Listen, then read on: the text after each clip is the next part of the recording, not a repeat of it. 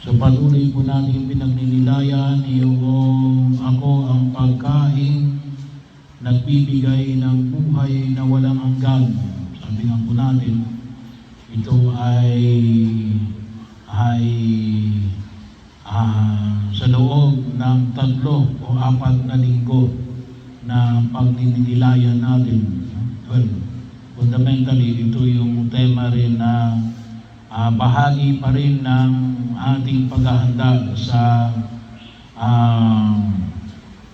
kabistahan ni San Isidro.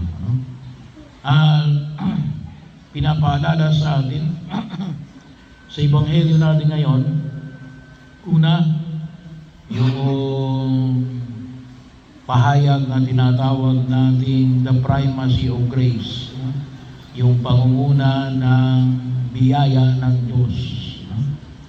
So kaya natin nakilala sa Jesus, ay tulad ng pinahayag natin dito, anong sabi rito? Sapagkat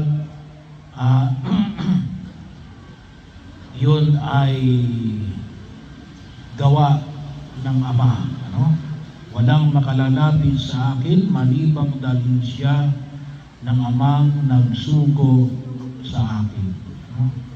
Kaya isa o yun sa pangunahing huwag nating kalimutan, yung pangunguna ng biyaya ng Diyos. Pangunguna ng biyaya ng Diyos. Una sa lahat ay biyaya ng Diyos. So kaakibat nito ay yung kahalagahan din ng mga nagpapahayag ng salita ng Diyos. So bahagi yun na makita natin sa pagkain na nagbibigay ng buhay na walang hanggan. Pinapaalala sa atin ni Jesus na may mga ipinadala siya upang higit nating maunawaan ang kanyang misyon sa daigdig na ito. So, at yun ay nagsisimula sa pamagitan ng ating pakikinig. So, kinakailangan din natin na mayroon tayong mapakinggan. Kaya napakahalaga, yung may mga nagpapahayag. At ito ay makikita natin doon sa unang pagbasa.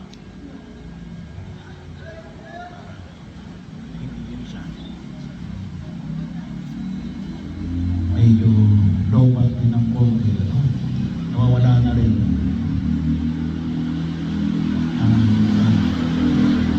Nagyan ba yung isang mic? Wala po, isa lang yung mic. Okay. Bahagi yun na kung saan ay tayo inaaninyahan ng pumikapal, na tulad ng unang pagbasa na alin, pinadala si Felipe, isa sa 12 alagad ng ating Panginoong Jesucristo, na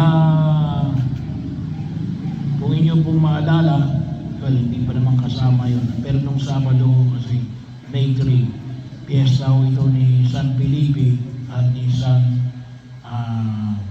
Santiago. Kaya nung nag-misa tayo rito, yung misa natin ay kay San Felipe at Santiago. Baka may Medyo kulang na sa baterya.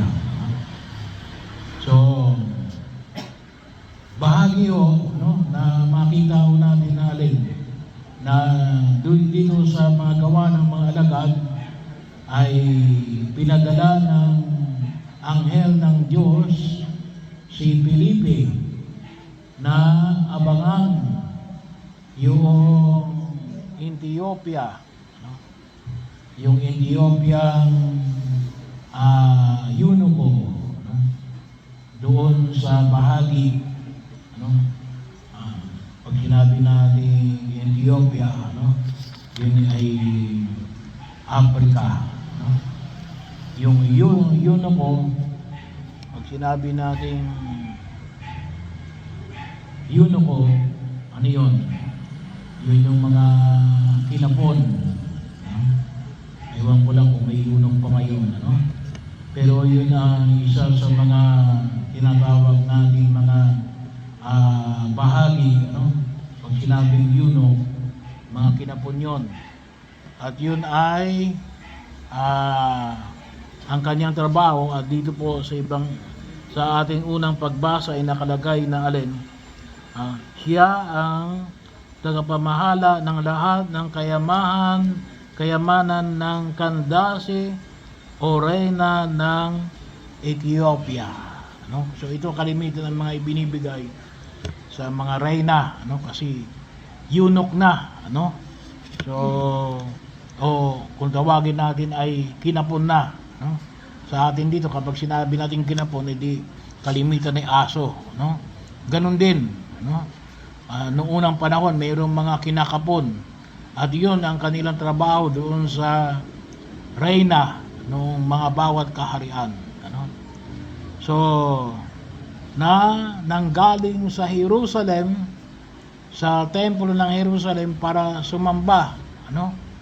So hindi lang maliwanag rito kung ito ay isang Israelita, ano? Kasi pwede namang sumamba doon kahit hindi ka isang Israelita, ano? Doon sa templo ng Jerusalem, ano? Pero yung kanyang paanyaya na alin na ang tawagin po natin ay